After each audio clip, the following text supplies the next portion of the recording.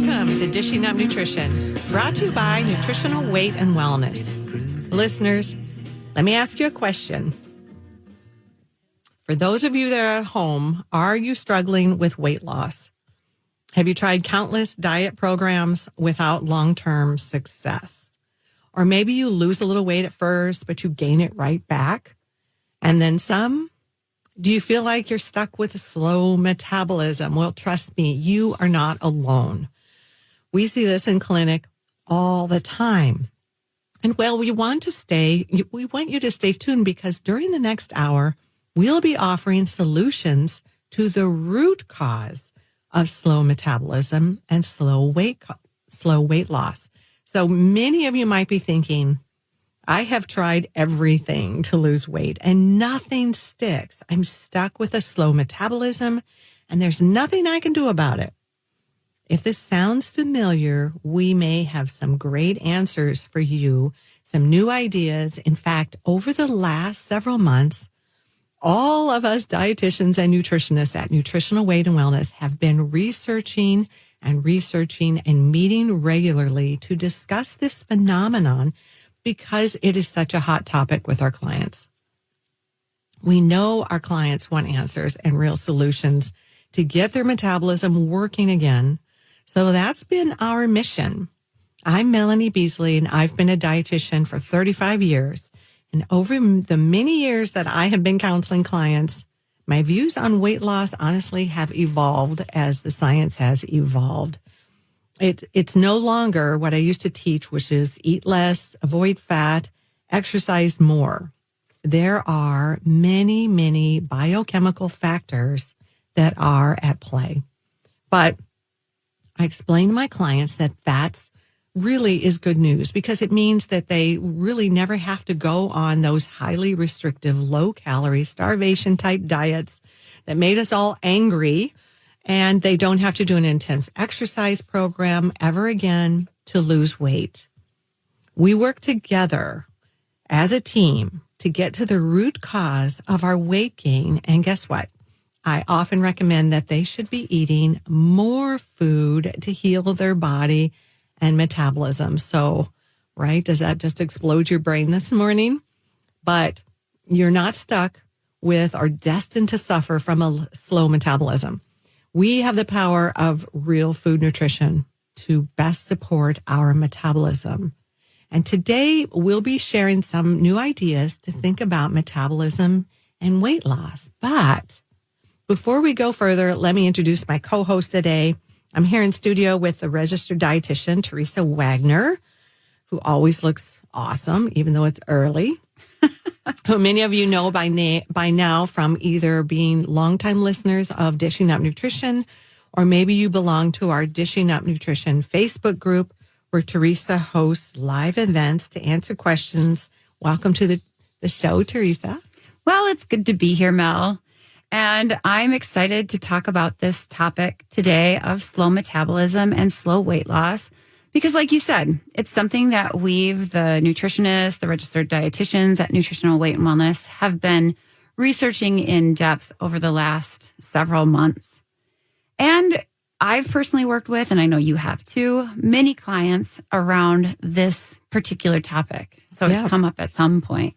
Women are frustrated. Men are frustrated. Yeah. What's going on with our metabolism? Yep.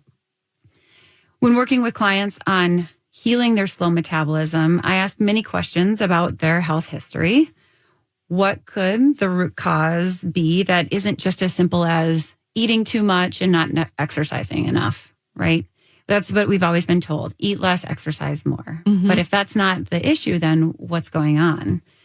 And like Melanie said, there are many factors at play. So here are example or some sample questions that I might ask. And maybe as you are listening to me ask them, think about if any of these really resonate with you. So one of the questions I will ask is, do you suffer from digestive discomfort, like irregular bowel movements, acid reflux, bloating, or gas? And when we talk about irregular bowel movements too, I think a lot of times people don't know that what is healthy is to have a bowel movement every single day. Every single day. And some people are like, well, my body just doesn't work like that. I'm, every other day or 3 times a week. That's what's normal for me. Well, it might be normal, but that's not what's healthy, right? And so that's a good way to put it. Right. So I ask a lot of questions about digestion. I sometimes ask questions about things like autoimmune diseases like MS, rheumatoid arthritis, or Hashimoto's thyroiditis. I'll ask about medicines that they may have been taking. Are you taking acid blockers or antacids more than a couple of times a day? Or even have you been doing this for an extended period of time? Because those are not recommended to be taken for over 2 or 3 weeks. Yeah. You know, and many people have been on them for years. And it has an effect on the body. It sure does. And so you're so frustrated trying to lose weight, you don't even realize it could be connected to medications or some of these gut issues. Right. Really and it's hard good to point. connect those dots, right? I'll ask about antibiotic use. Have you taken several rounds of antibiotics, even starting way back in your childhood? Oh, Did you yeah. have a lot of ear infection as a baby or other infections throughout your life?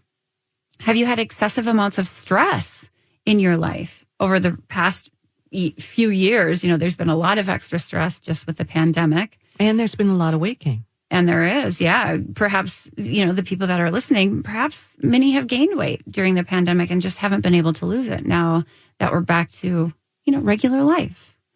So believe it or not, all of these contributors to slow metabolism are things that we ask about and could possibly be something that you hadn't thought about before. And maybe it's surprising. So maybe you're trying to connect how common digestive issues or simple over-the-counter medications cause slow metabolism, or perhaps you're wondering how stress caused you to gain weight. Maybe you forgot to eat and then you ended up gaining weight. You were eating less, but you still gained weight. That hardly seems fair. Right? So we're here today to give you some answers to those questions. You know, and I think that it's unfair that people are judged when they have a weight problem by just assuming that they're eating too much. And that is not always the case. So, Teresa, I love that you mentioned all of those things because they play such a role in your ability to drop weight if that's your goal. And all of these common issues can impact your metabolism. So your metabolism is just the rate upon which you burn energy, you know, and so that's something that we need to think about. So how could digestion issues slow your metabolism? We've all heard you are what you eat. But we as dietitians and nutritionists know that it's more about you are what you digest and absorb.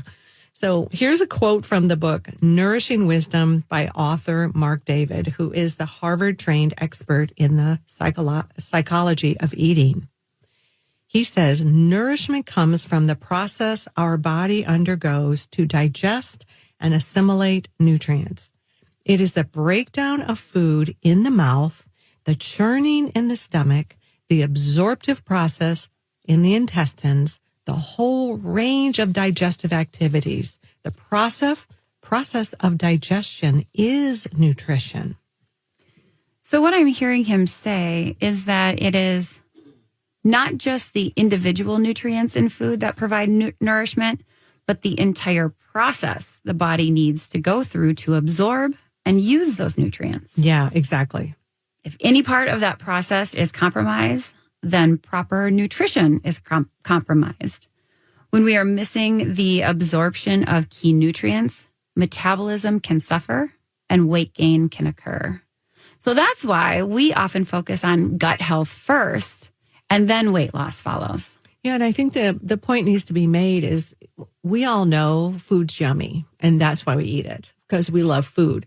But it's actually the bigger purpose of food is to nourish the body. So let's look at weight loss from a different perspective. Healing your gut to boost your metabolism. Think about what over the years could have compromised your digestion and overall gut health. As Teresa mentioned earlier, taking acid-blocking medications long-term, either over-the-counter or by prescription, or being prescribed antibiotics frequently throughout your life, which sometimes you need the meds. Absolutely. But both of these affect the gut microbiome. In fact, today, many people have low stomach acid and just can't digest food very well. So if they're taking antacid medication, their digestion actually decreases, resulting in bloating, heartburn, and an inability to access those key metabolism supporting nutrients like amino acids from protein. I mean, actually, if you're not digestion, it'll sit there and sort of ferment in your gut and cause a problem. We'll talk some more about that when we get back from break. You are listening to Dishing Up Nutrition. Today, almost 3/4 of adults in the U.S. are overweight or obese, and most of those adults have been counting calories or points. But sadly, these people are more overweight than they were before they started dieting. No wonder evidence is now showing the ultra-restrictive diets don't work. This morning, we will share our real food approach to weight loss and healing a metabolism. There's hope out there, and we'll be right back. Did you have a topic that you'd love to hear about on Dishing Up Nutrition? We have a special Ask the Nutritionist mini podcast episode every Thursday that comes out every Thursday to help answer more of your questions. So these are deep dives into single topics, and they're very interesting. I've really enjoyed listening to those. I do too. If you would like to request a topic, visit our Dishing Up Nutrition Facebook page.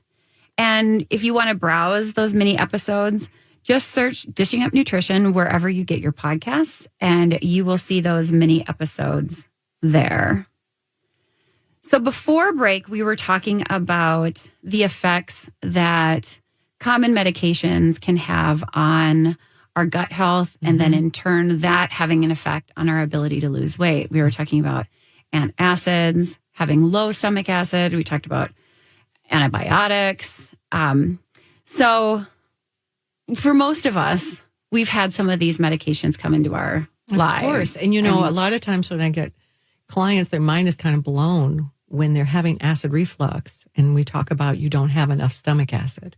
Yeah, because it seems like you should have too much. Right? Why is it burning if there's not too much acid going on there? It seems very counterintuitive, but I just have to say, you just have to trust me. I see this in clinic all the time. Yeah. And this is fixable. We can work on this together. Right. And like you had said just before break, sometimes it's the fermenting of the foods in the stomach and kind of bubbling back up the esophagus. Mm-hmm. Also, if we don't have enough stomach acid, it doesn't send that signal to that sphincter or that flap that's between your stomach and your esophagus to tell it to shut. Yeah. And so it seems like we should have too much acid, but really it's not enough acid. So things aren't digesting fast enough, or we're not getting the signals to actually just physically close that barrier so it doesn't go up that esophagus. Into the throat, yeah.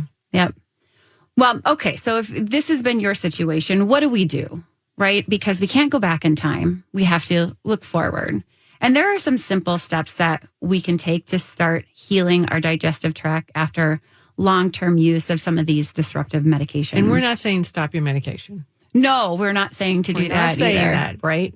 But it's a worthy goal to try to get off it eventually. But yeah, you need support with that. Yes.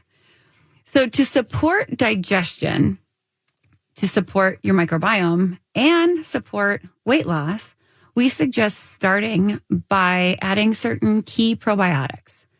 Much of the digestion of food occurs in our small intestinal tract.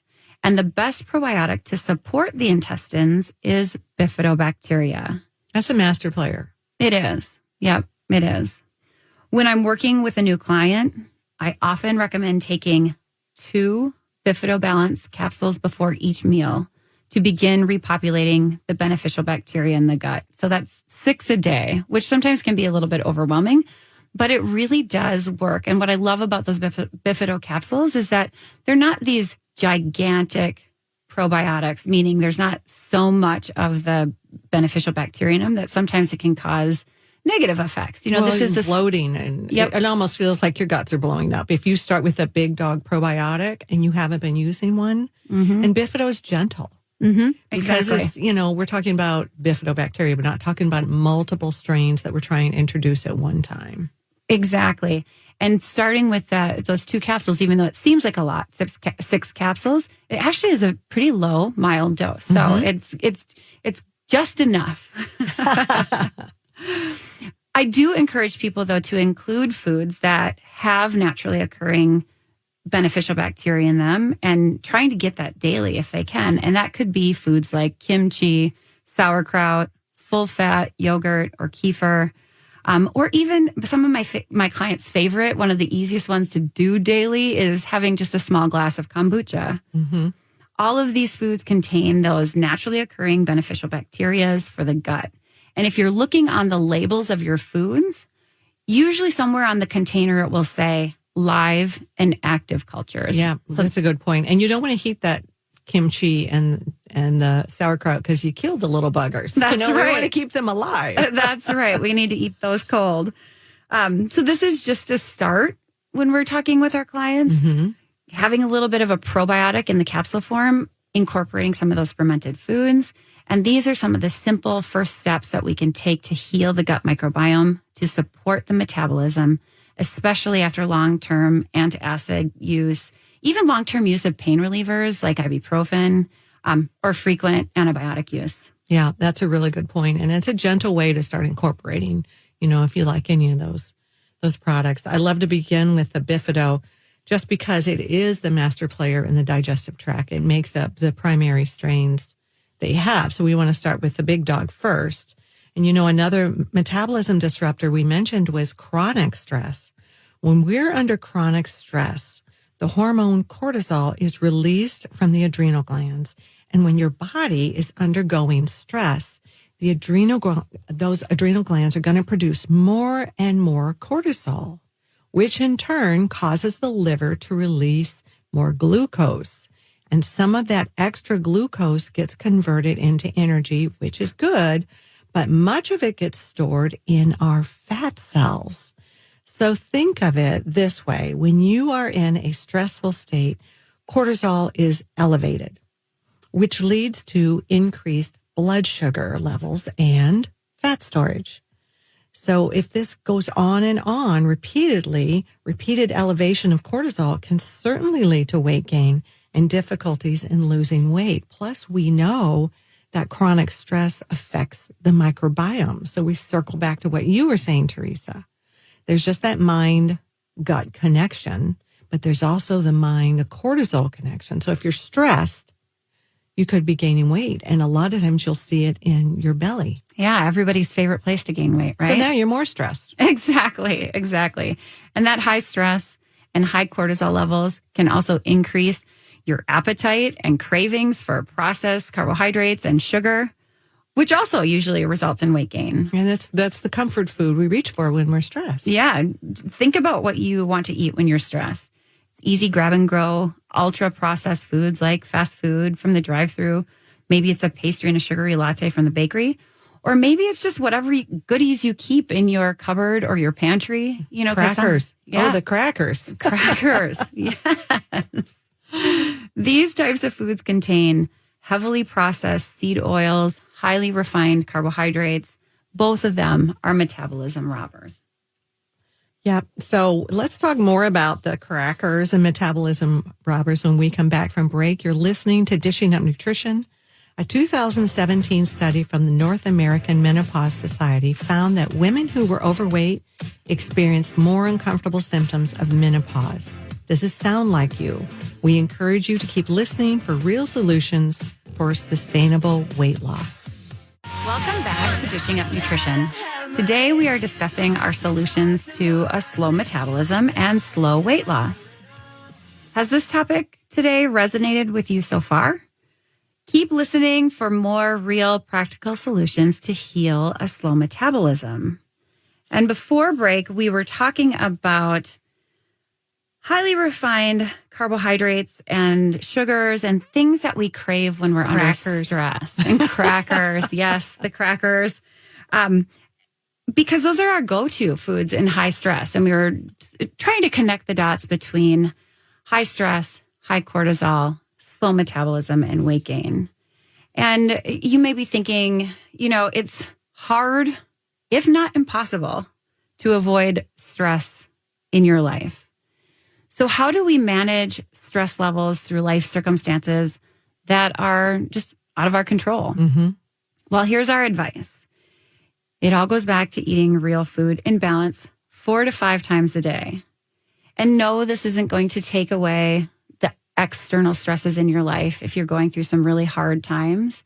But what it does is it helps to maintain balanced blood sugar levels throughout the day to take that physiological stress off your body and mind. And when I say physiological stress, those are the internal stresses, the things that we maybe put into our body. So when we put in high sugar foods, high carbohydrate foods, or in excess of high carbohydrate foods, that causes internal stress in our body, or that physiological stress. Because when your blood sugar pops up like that, it's a really stressful event for the body. You don't feel it, but you're actually compounding the stress. Right. And then when, there's sometimes that rebound effect, right? Where you have that high blood sugar, like you were talking about, which you don't really feel, but you certainly feel low blood sugar. And low blood sugar can feel like irritability. It can be moodiness, all those very uncomfortable feelings, which when we are uncomfortable in our body, that which creates poor moods. Well, of course, that should show us that that's stressful to our body. Very, very stressful. Mm-hmm. So Mel, when we're talking about eating balanced foods, can you describe what that can look like? Sure. And I want to say that when you take the time to make real food, you sit down and you're eating with purpose to nourish your body. You're mindful about what you're eating. That rest and digest is really, really important for your stress in your life. The other thing that you're telling yourself internally is that you deserve to be nourished and cared for. It's one of the things that you can control during a stressful time. And so it's not selfish. It's very selfless to take care of yourself. It's like putting your oxygen mask on first before you help anyone else in the family. But you have to start by doing that with some balanced eating. And the way we teach that at Nutritional Weight and Wellness means that for each meal, you want to include 4 ounces of animal protein, cooked animal protein, steak, pork chop, chicken, anything like that, eggs. It supports the calming of the brain and making those neurotransmitters that are our feel-good chemicals in the brain. So protein is really especially important to combat stress. And then if you add 1 to 2 cups of low-carb vegetables, like I like the ones that grow above the earth, except for corn and beans. So we're talking broccoli, cabbage, Brussels sprouts, asparagus, cauliflower, lettuce, spinach. An example would be then add a half a cup of those starchy root vegetables like carrots or sweet potatoes. The ones that grow below the ground? The ones that grow below the ground, yeah. So, and then to make it delicious, you want to add a tablespoon of natural healthy fat, and that helps the brain and it helps you absorb those nutrients like butter, olive oil, avocado oil. These are great choices because when we follow this type of a menu plan at least 4 times a day, this is going to keep your cortisol or your stress hormone level in check and your blood sugar stable. It's going to keep you in the normal range, and essentially you're going to have a better, well-working metabolism. And frankly, you're just a nicer person because your blood sugar is balanced and you don't have that irritability and that hunger and where you look at your husband and think he's just chewing too loudly. And you think, oh, maybe I need a snack. Yes, it is. Yeah, that low blood sugar definitely has an effect on our moods. And it's very funny because, people talk about being hangry and there's commercials out there for how to alleviate that hanger. Yeah. Yeah. And they always throw a Snickers down their throat. And that is not what we're recommending. That is not what we're recommending, no. So being a busy parent, I'm a working mom. I have 3 kids at home. I need to help my family balance their blood sugar as well and keep that even so that we all in our family keep our moods steady because it's tough. I've got preteens now. It's a whole new world. It's a whole new world. Buckle up. Yep. So so many people, I don't always have time to make home cooked meals ahead of time to be prepared for those busy weeknights. But I like to have some shortcuts or some easy options available so that I'm able to throw something together quickly on those nights where we're very busy. Maybe not everybody's home at the same time, but we all still can eat balanced. I always have my freezer stocked with a variety of frozen vegetables. I think that is the easiest thing as far as vegetables are concerned. And as far as my kids are concerned, the plainer the better. And so frozen vegetables work really well. And there's a variety of different types that you can get at the grocery store. So the variety is just built in there. And then I'll keep easy animal protein sources in the fridge as well. An easy option can be, they have those Kraft sausages out, not Kraft the brand, but more Kraft like artesian. Yes. Different flavors. Chicken sausages. Yeah, they're pre-cooked. So all you have to really do is reheat them. So pairing that with some of those frozen vegetables is an easy way of getting that protein and vegetables, that plant food that we want them to be eating. Like I said, those sausages are available everywhere, and you can find them there without preservatives, without nitrates, without fillers that are commonly found in processed meats. So that can be a quick, easy option. Yeah, it adds a little pizzazz. Yeah. So just throw it all together, heat it up. The meal is colorful, it's delicious, and it's ready to go in minutes. And it really doesn't have much for prep work. For my kids, I usually have some sort of starch involved here and fruit because, when kids are growing, they need some of that filler food. They need some things to fill them up, to fuel them for their active lives and their growing bodies. But so you're not talking chips and crackers. No, but I'm not talking bread. about chips. I'm talking more like, maybe it's rice or potatoes or some other sort of natural food that just can help fill them up. But I really do like to emphasize plants and proteins. I'm asking vegetables. Yep, exactly. I'm always like, well, where are your proteins? Where are your plants? And when I'm talking about plants, I'm talking about those living plants, broccoli, cauliflower, carrots. Love that. That's a great way to say it. Another easy option I like to do with my kids, it's one I've been doing quite often lately. I've gotten two relatively new gadgets, the air fryer and the Instant Pot. And those are very handy for quick weeknight meals.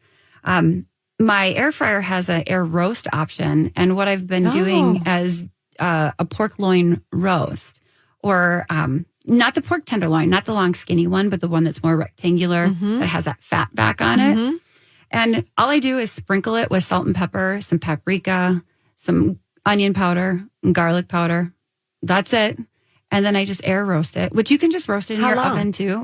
It takes about 40 minutes, I would say. You want the internal temperature to be. I want to know if my air fryer has an air roast now. Yeah, it's fantastic. But even in your oven, it wouldn't take that much more time to roast it. But it's easy. It's very quick. There's no prep involved. And everybody likes it. And like I said, pull out those frozen veggies, grab some fruit, and, we're off to the races.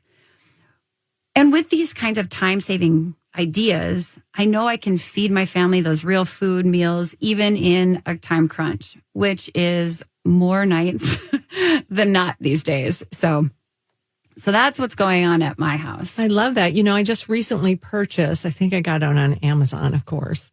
And it's a steamer. So it's a pot, and then it's got the pot that goes on top that has holes in it so you can steam. And I have done, like baby red potatoes and my vegetables all at one time. And while that's steaming in there, then I do my protein. Perfect. But I'm going to pull out that air fryer now. Yeah, well, yes. I mean, all the gadgets. It's so fun. I feel like we don't have enough.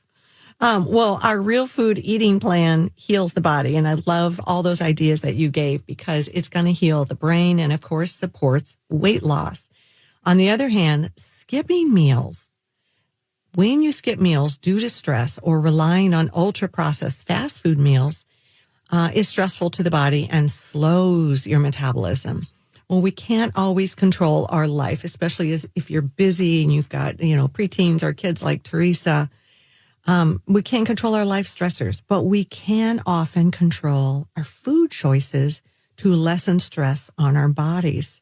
So listeners, have you ever thought, I'm only eating one meal a day, I'm still not losing weight? And this might be the key for you. It could be that you're slowing your metabolism by only eating one meal a day. Right. Your body adjust down to the fuel that you're giving. It's exactly what you don't want. Exactly. You want it to adjust up. You want to give it more so it burns revs. more. And that protein, we should mention that when you're eating that animal protein, it revs your metabolism. It sure does. You're revved. I mean, my husband is like, you've taken a battery out of him when he hasn't had enough protein. And as soon as we get protein in him, it's like you put the battery back in because it revs you. It revs your metabolism. That's what we want. Right. Exactly. That's exactly what we want. And what's nice about eating protein too is that our body doesn't efficiently store protein. And so when we're thinking about making fast meals and snacks and things and how do I fill up without gaining weight, eating more protein is actually a great option for people who want to lose weight because we don't store protein well. That's a really good point. Let's talk some more about that after the break. You're listening to Dishing Up Nutrition. As we've discussed during this hour, good gut health is essential for good metabolism. In February, we published a blog article called Nutrition for Healing Gut Issues, which is a great read that goes into more detail about supporting gut health. It even provides delicious gut healing recipes. To read the article, visit weightandwellness.com and search Nutrition for Healing Gut Issues and get those recipes. Welcome back to Dishing Up Nutrition. If you've been struggling with slow weight loss for years, healing your metabolism takes a long-term commitment. As dietitians and nutritionists, we work individually with you to set up an eating plan to heal your metabolism for sustained weight loss. We know there are so many causes of a slow metabolism, so let us help you find a solution. A nutrition consultation is just a phone call away. So give us a call at 651-699-3438, and we'll gladly answer all of your questions and get you set up with an appointment with one of us. And each and every one of us has experience working in this topic and area, and so you really can't go wrong with any of the dietitians or nutritionists at Nutritional Weight and Wellness. We've all been brainstorming together. That's right. And then we have each other as resources too, as we get, if there are some cases where we get stuck on it. So it's really nice to have that group dynamic there. Well, let's circle back to the connection between gut health and weight loss. As we had touched on earlier, a major underlying cause of a poor functioning metabolism is having poor gut health. So how do you know if you have poor gut health? Good question. It could be something more obvious like uncomfortable digestive issues, constipation, diarrhea, gas, bloating, or acid reflux. But it could be something less obvious like an autoimmune disease, which is a condition in which your immune system becomes confused and it starts attacking your own body. Some of the more common autoimmune diseases are type 1 diabetes, celiac disease, lupus, rheumatoid arthritis, multiple sclerosis or MS, psoriasis, and Hashimoto's thyroiditis. There are actually 100 different kinds of autoimmune diseases. Wow. So there are a lot of them out there. And for us, it comes as no surprise that research has linked autoimmune diseases to the health of the gut microbiome, given that 80% of our immune system is housed in our gut. Say that again. That's a really good point. So that autoimmune connection, we have all these autoimmune diseases. And so it's just no surprise that there's that connection to gut dysbiosis and autoimmune disease because so much of our immune system, 80%, is housed in our gut. It's a good thing to think about if you get sick all the time. How's your gut health? Yeah, which we don't think about that. When you have somebody who catches every cold and virus that comes along in the winter or even springtime, do we check in with our gut? How's it going? It's hard to connect those dots sometimes. So what causes our gut to go from having a flourishing microbiome with a well-working metabolism to becoming healthy and inflamed, often leading to a sluggish metabolism or even maybe that autoimmune conditions we were talking about? Well, here are a few of the common reasons that this can happen. if we are consistently eating a diet that's high in processed foods and sugar. There's a theme here. Yes, there is. And when we have that diet high in processed foods and sugar, oftentimes that means that we are having a diet that's also low in fiber. Fiber is what feeds that bacteria in our gut. So we need to have lots of fiber in our diet.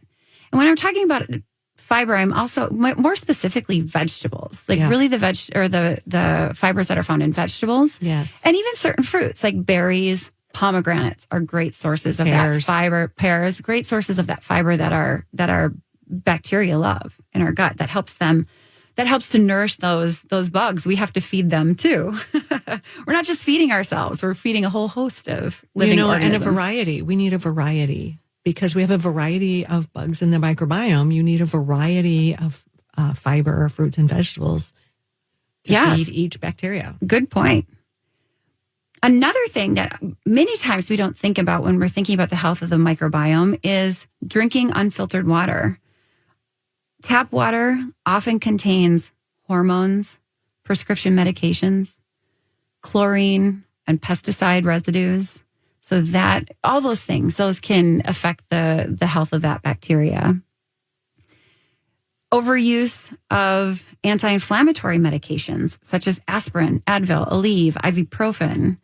In fact, most over-the-counter drugs or even prescription drugs have a negative effect on the health of the microbiome. That's a really good point.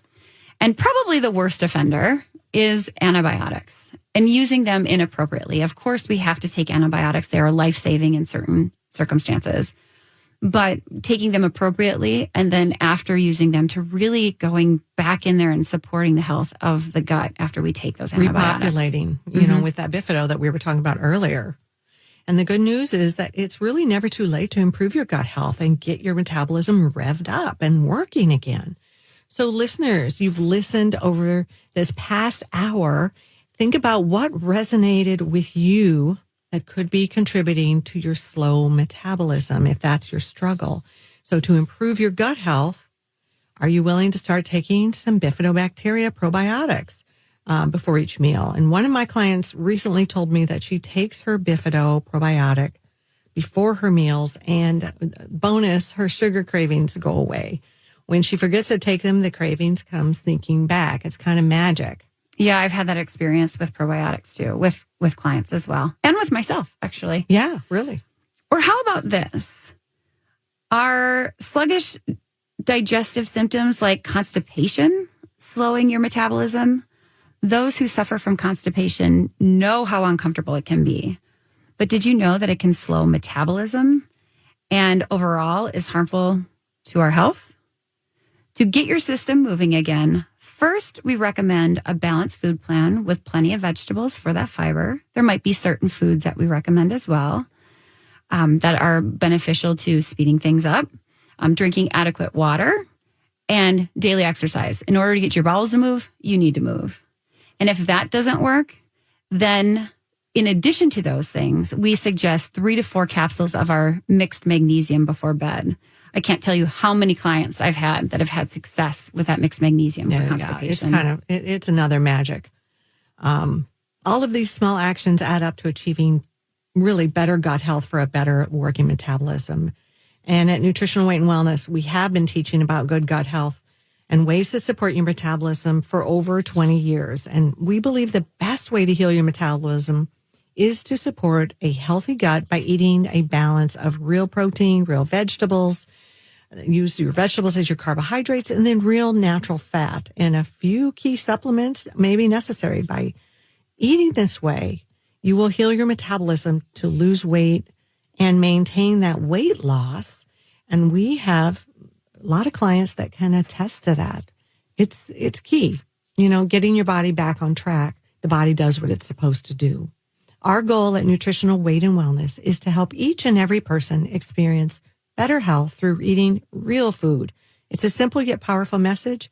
Eating real food is life-changing. Thanks for joining Teresa and I today. Thanks for listening to Dishing Up Nutrition. If you enjoy this podcast, please share your favorite episodes with a friend or leave a review on iTunes, Stitcher, or iHeartRadio. The content and opinions expressed are those of the hosts or presenters. They are not intended to diagnose, treat, cure, or prevent disease. Product statements have not been evaluated by the FDA.